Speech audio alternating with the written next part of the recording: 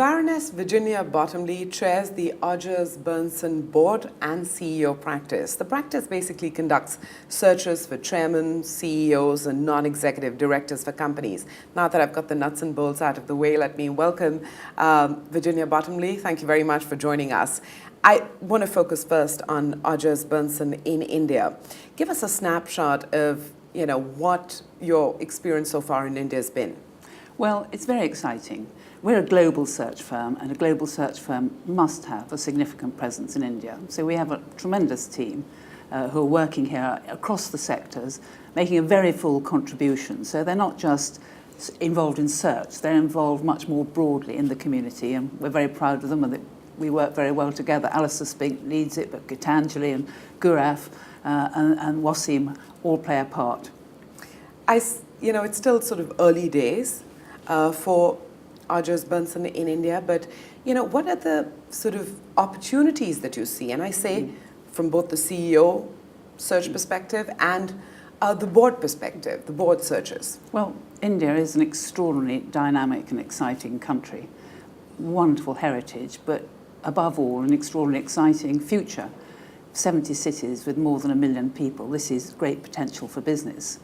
It's potential for international business wanting to invest and develop activities in India, but of course it's huge opportunities for India as it develops investments around the world. And so I suppose search is involved in finding top leadership people who can make a contribution in different cultures, in different sectors, and particularly as they grow. I mean, Henry Ford said, if you always do what you always did, you'll always get what you always got. And quite often, finding a new person provides the opportunity for transformational change. But you need sensitivity and care to be sure that won't result in organ rejection. So we find global leaders very often who can change continent and change culture and be even more effective. Sounds like a tough job, if you ask me. It's absolutely fascinating, and it's so rewarding when it works. But I'll give you a little example in the UK context. One of the searches I did several years back was to find the chief executive of our Olympics. And the Olympic Games were a great success in the UK. This was a man who was a main board director at Goldman Sachs. How could he go from Goldman Sachs, a bank, to running this complex project of the Olympics? So we're like hard cop, soft cop. One says, this is a wonderful opportunity. The other one's saying, are you sure? Do you really want to do this? Now, this man was a huge success. So one of the other jobs I did, I found the head of Oxfam, a great aid agency. And this was a woman who'd been very senior in the National Health Service. And she, again, changed texts with different great success. So in India, what are the challenges? I mean, on the one hand, you have to find top leadership for foreign companies operating in India.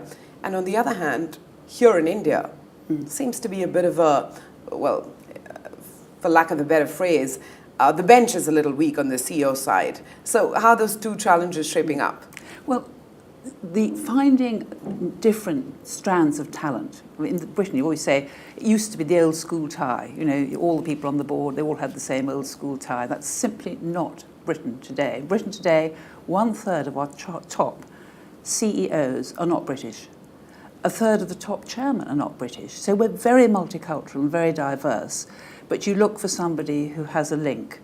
So that not only is the skill of Odgers Berndston in India looking at different companies as to people who might not have been noticed, looking at women. Very often women are not sufficiently noticed, although it has to be said that India is the only country in the world with 7 female chief executives of banks. I mean, this is incredible.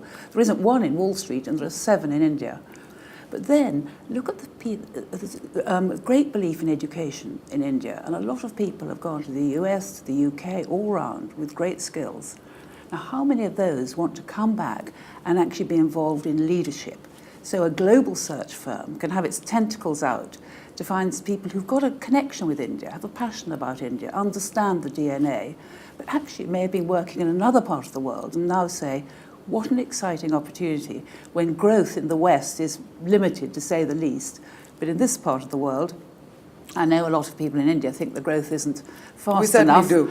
But from a UK or a US perspective, this is very exciting growth. So who are the people who want to come back and take on a new challenge?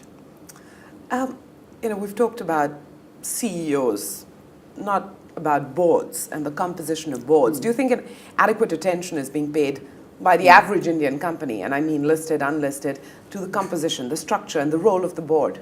Well, with Odgers Berndston last night, we had a gathering of very senior CEOs and leaders talking about exactly that, the evolution of boards and the nature of an independent director. That in the UK recently, we've had a transformation at looking again at corporate governance, about having the independent voice and not having people all exactly the same. So I sometimes say, don't look in the mirror and have somebody just like you, but look through the window and see what's out there. And a board, ideally, should be like an orchestra. You don't need all violins or all trumpets. You want different instruments that together make a harmonious noise, but they do have different perspectives. Now, the recent company law reforms in India are pointing the way, talking more about independence, talking more about bringing a female perspective. But this is just a way of saying, if you all look at things the same way, how can you have a team who's ready for the absolutely extraordinary growth, the change of the consumer, the regulatory demands, the new opportunities? So a bit of challenge and diversity on the board shakes up the gene pool. Well, there I was thinking, I know you talk about diversity.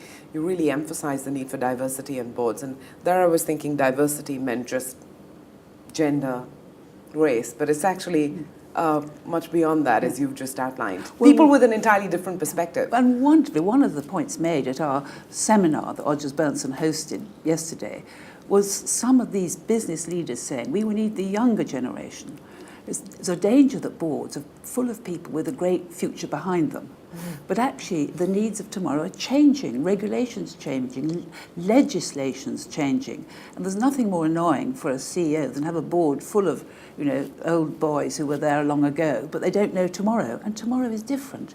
Maybe you need somebody on the board who knows about technology. Now, to say that in India, where there's so much technology, but people are looking to say, have we got somebody who knows about talent management? Have we got somebody who knows about marketing, as well as the obvious financial skills? So once the penny drops, I mean, it's fascinating. If you look at the Unilever board, for example, very long-standing company in India, the diversity, the chairman is Swedish, the CEO is Dutch-German, and Hanish Manwani, who's been so involved in many fields, hugely prominent Indian, but Americans, French, hugely multicultural. And I think in a multicultural world, one of the exciting things is that education is becoming globalized and business is becoming globalized.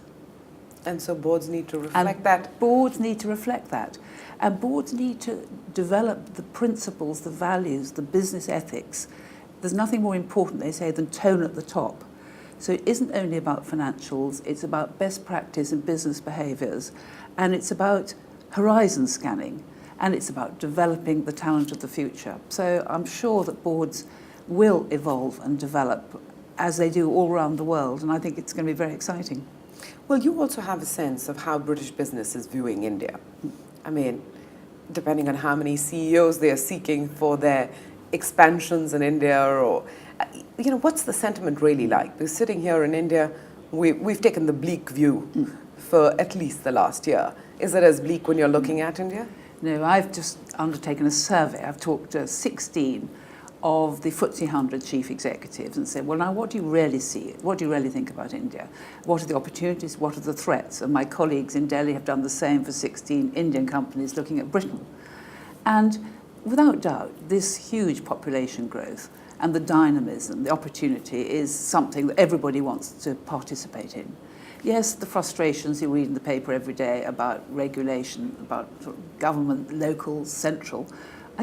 Personally, I think this is evolutionary. India's an amazing democracy, but democracies are not straightforward in terms of getting things sorted out. People have got to live with that. And many have said they know that India's there, it's the long haul.